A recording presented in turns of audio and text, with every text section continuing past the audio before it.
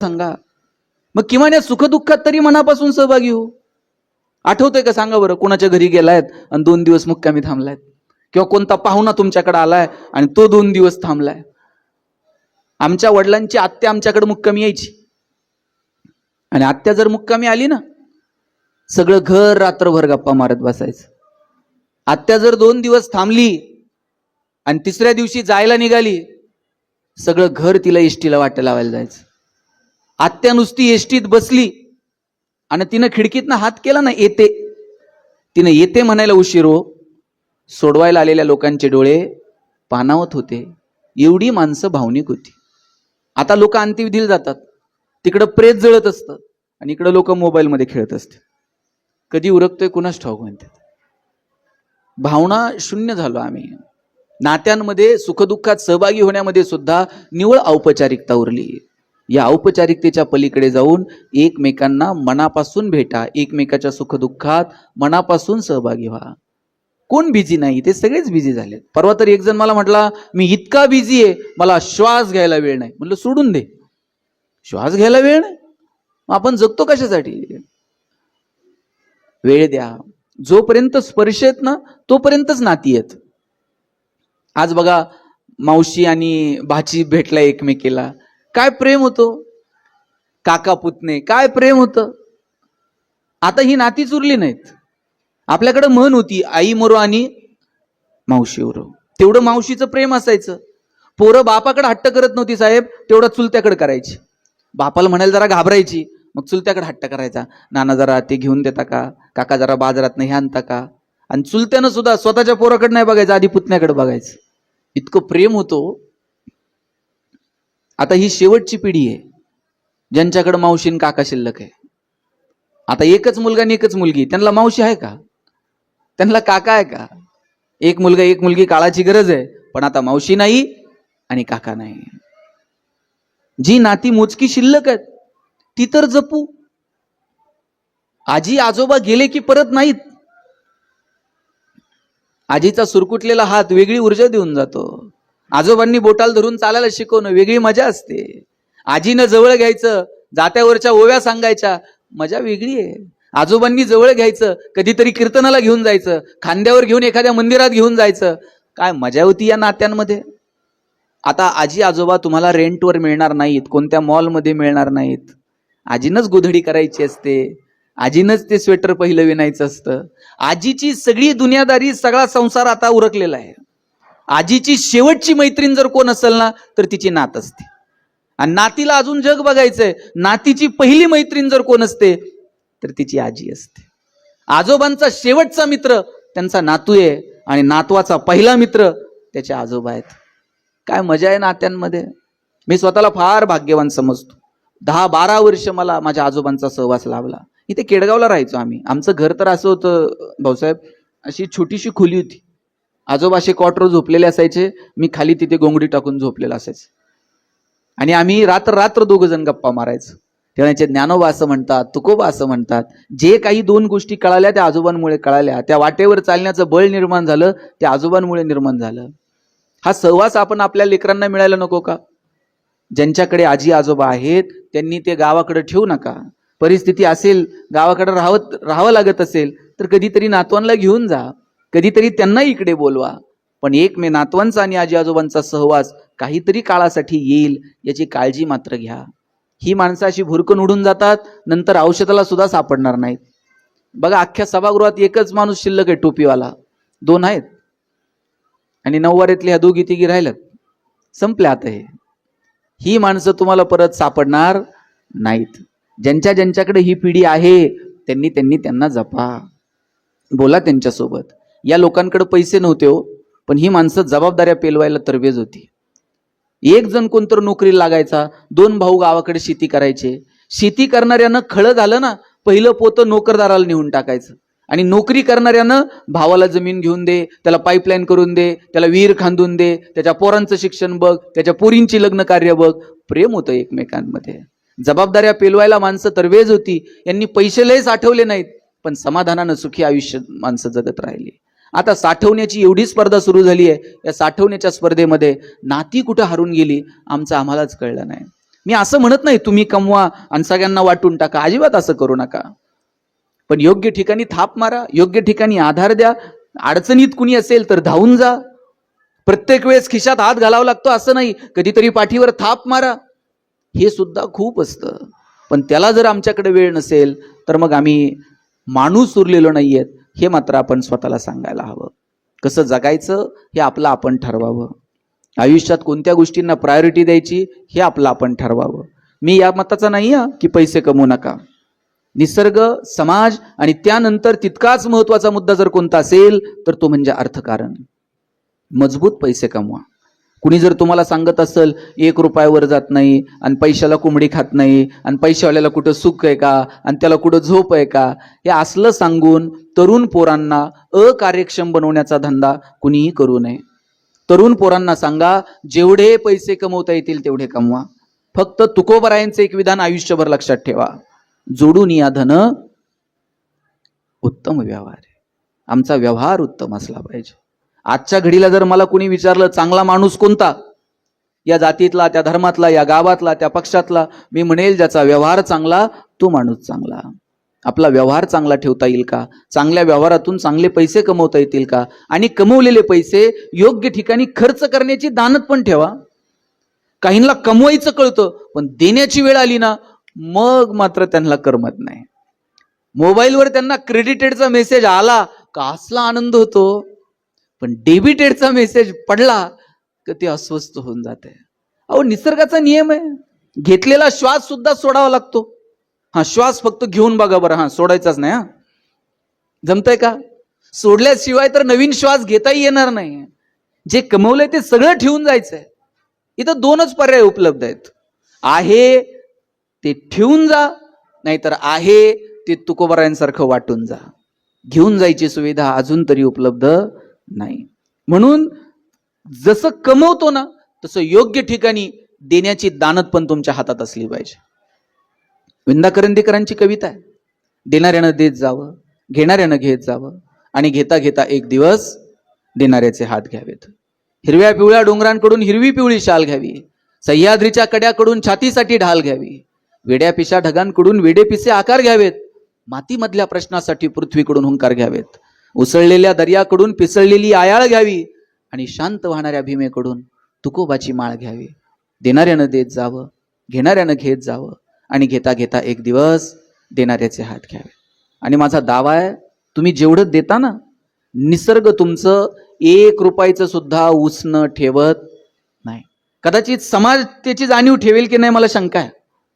तुम्ही जे द्याल त्याची जाणीव समाज ठेवेल की नाही मला माहित नाही, पण निसर्ग मात्र जाणीव ठेवतो. 1 दाना पेरला तर 1000 दाणे उगवतात, ही निसर्गाची पद्धत आहे. तुम्ही जेवढं द्याल त्याच्या हजारो पटीनं निसर्ग कोणत्या ना कोणत्या पद्धतीनं तुम्हाला ते परत करत असतो. म्हणून ती देण्याची दानत आम्हाला आमच्या हातात ठेवता येईल का? मी असंच एका कार्यक्रमात म्हटलं, आपल्याकडे जे आहे ना त्यातलं थोडं तरी इतरांना द्या. एक कविता आहे पहा, ज्यांच्या दारात बाग फुलून आली त्यांनी 2 फुलं द्यावीत, ज्यांचे सूर जुळून आले त्यांनी 2 गाणी गावीत, ज्यांच्या दारात आभाळ भरून आलं त्यांनी ओंजळभर पाणी द्यावं, आणि ज्यांची उंची आभाळाला टेकली त्यांनी अशाच मानावर करून बघू नये, थोडंसं खाली झुकावं, आणि जी माणसं मातीत मिसळतात त्यांना थोडंसं वरती उचलून घ्यावं. मी म्हटलं तुमच्याकडे जे आहे त्यातलं थोडं तरी द्या. 2-3 जणांना एवढं टेन्शन आलं, ते म्हणले ते आपल्याच्यानं देणं नाही होणार, निघून गेले ते.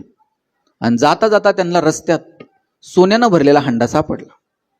ते हंडा बघितल्यानंतर म्हणले आता असंही फुकट सापडलंय, यातलं थोडं तर देवाला देऊ म्हणले. ते म्हणले पण किती द्यायचं? लय नाही. हातात बांगडी असते ना, बांगडी एवढं वर्तुळ करायचं असं छोटस, सापडलेलं हंडाभर सोनं वर फेकायचं, आणि जेवढं त्या वर्तुळात पडन तेवढं देवाचं, आणि वर्तुळाच्या बाहेर पडन तेवढं म्हटलं आपलं. दुसरा म्हटलं काय स्वार्थी आहेस रे तू, सगळं फुकट सापडलंय, भगवंताच्या कृपेनं सापडलंय, आणि एवढी एवढंच वर्तुळ आखायचंय, त्यात काय पडतंय का नाही पडतंय? छोटं नाही म्हणला, अख्ख्या गावाला वर्तुळ आखायचं. आणि म्हटलं मग सापडलेलं सोनं वर फेकायचं, जेवढं वर्तुळात पडन तेवढं आपलं. तुम्हाला कळतंय का नाही? आता अख्ख्या गावाला वर्तुळ आखल्यावर त्याच्या बाहेर काय पडत असतंय का? वर्तुळात पडन तेवढं आपलं आणि बाहेर पडल तेवढं म्हणले देवाचं. तिसरा म्हटला तुम्ही किती स्वार्थी आहात, तुमच्यासारख्या लोकांमुळं कोरोना परत यायची शक्यता आहे म्हणलं. जरा तर देवाला घाबरा. तुम्ही भगवंताला फसवायला निघालात. एक म्हणतोय छोटं आणि एक म्हणतोय अरे म्हणला वर्तुळच आखायचं नाही, सोनं वर फेकायचं. देव कुठं असतो? वर. मग जेवढं वर राहीन तेवढं देवाचं आणि जेवढं खाली पडल तेवढं आपलं. जगातला सगळ्यात हुशार प्राणी कोण आहे? कोण आहे? तुम्हाला शंका आहे का? कोण आहे? माणूस. आणि हे कुणी जाहीर केलंय? इतका तो माणूस हुशार आहे, त्याचं त्यानंच जाहीर करून टाकलंय. मग 2 वर्ष कोविडमध्ये आपली हुशारी गेलती कुठे? डोळ्यानं न दिसणारा एक विषाणू, पण सगळं जग जागेवरती थांबलं. लोक खिडकीतनं खाली बघायची, जनावरं रस्त्यावर फिरतायत, आम्ही रस्त्यावर कधी येणार? कोरोना कुणी बघितला का? बघितला कुणीच नाही, पण कळला मात्र सगळ्यांना. जो विषाणू डोळ्यानं साधा दिसला नाही त्यानं सगळं जग जागेवरती थांबवलं. कोण आहोत आपण निसर्गाच्या समोर? निसर्गाच्या समोर आपण कोणी कोणी नाहीत. म्हणून जे क्षण वाट्याला आले ते आनंदानं जगा. जन्म आणि मृत्यू ही जी 2 टोक आहेत ना, यातलं एकही टोक तुमच्या माझ्या हातात नाही. मधला जो प्रवास आहे तो फक्त कसा जगायचा हे आपलं आपण ठरवायचं. कुणी इथं दाव्यानं सांगू शकेल का पुढे येऊन माझ्याकडे अजून 50 वर्ष शिल्लक आहेत, माझ्याकडे अजून पुढचे 10 वर्ष शिल्लक आहेत? घेतलेला श्वास परत सोडता येईल की नाही याची खात्री नाही हो. आम्ही कोणत्या अहंकाराच्या गप्पा मारत आहोत? आपण कोणी कोणी नाही आहोत, आपण पाहुणे आहोत. राहायचं जोपर्यंत त्याची मर्जी आहे तोपर्यंत आपण इथे आहोत. ज्या दिवशी त्याची मर्जी संपली त्या दिवशी निरोप घ्यायचा आणि हसत हसत निघून जायचं. इतकं साधं सरळ आणि सोपं गणित आहे. कबीरांचा एक दोहा आहे, देश देश के वैद्य बुलाए, लाए जड़ी और बूटी, जड़ी बूटी तेरे काम ना आए, जब राम के घर की खूटी, जरा हलके गाडी हाको मेरे राम गाडी वाले. कबीर सांगतात, देश विदेशातून तुम्ही वैद्य बोलवा, पण एकदा का निरोप आला मग तिथे कुणाकुणाचं चालत नाही. तुम्ही नीतू मांडके नाव ऐकलंय का? हृदयरोग तज्ज्ञ होते. त्यांच्या पत्नी अलका मांडके यांनी खूप सुंदर पुस्तक लिहिलं, हृदयस्थ नावाचं. नीतू मांडके पुण्यातल्या बीजे मेडिकल कॉलेजला शिकायला होते. अलका मांडके तिथेच शिकल्या. नीतू मांडके हृदयरोग तज्ज्ञ झाले, अलका मांडके भूल तज्ज्ञ झाल्या.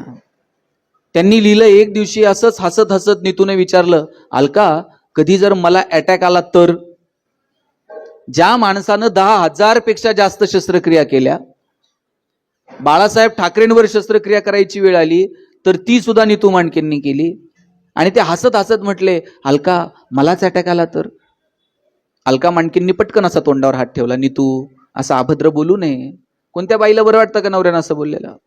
पटकन तोंडावर हात ठेवला. नीतू मांडके म्हटले, असं कुठं पुस्तकात लिहिलंय का डॉक्टरला अटॅक येत नाही? येऊ शकतो. आला तर काय करायचं सांग? म्हणजे तूच सांग काय करायचं. मग अँजिओप्लास्टी जर करावी लागली तर अमुक अमुक स्टेन वापर. बायपास जर करावं लागलं तर अमुक अमुक तज्ज्ञाला बोलव. आणि हृदय जर ट्रान्सप्लांट करावं लागलं तर तुर्तास करू नको, इथे करू नको. आणि पुढे जाऊन हसत हसत नीतू मांडके म्हटले, अलका ते ऑपरेशन कोणी करायचंय ते करू दे, पण भूल मात्र तूच द्या. अलका मांडकेंनी लिहिलंय, मला माझ्या आयुष्यातही असं कधी वाटलं नव्हतं की हा प्रसंग फिरून कधीतरी माझ्याकडे येईल. एक दिवशी प्रवासात असताना अचानक फोन आला, अलका मला बरं वाटत नाहीये, समोर हिंदुजा हॉस्पिटल आहे, मी हिंदुजाला पोहोचतो, तू जिथे असशील तिथून हॉस्पिटलला ये. अलका मांडकेंनी हातातली सगळी कामं बाजूला ठेवली आणि हिंदुजाकडे निघाल्या. नीतू मांडके हिंदुजाच्या दारात पोहोचले, खाली उतरले, चालताही येत नव्हतं. वॉचमॅनच्या गळ्यात हात घातला, सांगितलं स्ट्रेचर बोलव,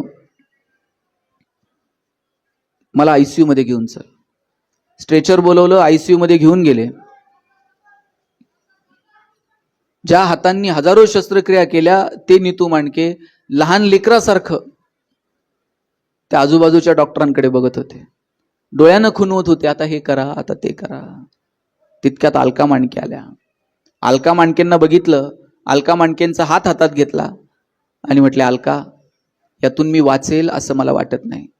नीतू असं बोलू नको, मी आत्ता ऑपरेशनला घेते. सगळ्या टेस्ट झाल्या, ऑपरेशनला घेतलं. ठरल्याप्रमाणे अलका मांडकेंनीच भूल दिली, ऑपरेशनही झालं. पुढचे 3 दिवस नीतू मांडके श्वासासोबत झगडत होते. तिसऱ्या दिवशी पुन्हा हृदयविकाराचा झटका आला आणि ज्या माणसानं हजारो लोकांचे प्राण वाचवले ती नीतू मांडके हृदयरोगाने गेले, हृदयविकाराच्या झटक्याने गेले. देश देश के वैद्य बुलाए, लाए जड़ी और बूटी, जड़ी बूटी तेरे काम ना आए, जब राम के घर की खुटी, जरा हलके गाडी हाको मेरे राम गाडी वाले. जोपर्यंत त्याची मर्जी आहे तोपर्यंत आपण इथे आहोत. मर्जी संपली की सगळ्यांना एक दिवस निरोप घ्यायचा आहे. म्हणून जे नाती आहेत, प्रेम आहे ते जपा, एकमेकांना वेळ द्या, एकमेकांशी भरभरून बोला. भौतिक प्रगती केलीच पाहिजे, पण त्याच्यासाठी कुणाला दुखावू नका, त्याच्यासाठी निसर्गामध्ये कमालीचा हस्तक्षेप करू नका, त्यासाठी चुकीच्या मार्गाने काही करू नका. साधू संतांनी जो मार्ग घालून दिला